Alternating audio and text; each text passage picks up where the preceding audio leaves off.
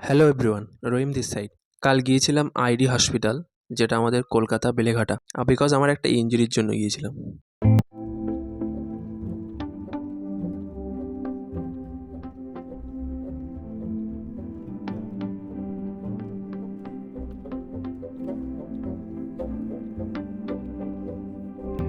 Emergency 9টার পরে খুলবে, কিন্তু আমরা পৌঁছে গেলাম 7:30। ওই জন্য আমরা হসপিটালের চারপাশগুলো ঘুরে দেখছিলাম।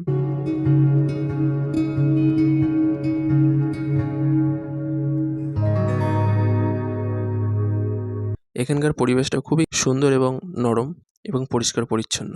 যেহেতু 9টায় খুলবে এমার্জেন্সি, তাই ভাবলাম হসপিটালের একটু বাইরের সাইডটা ঘুরে দেখি।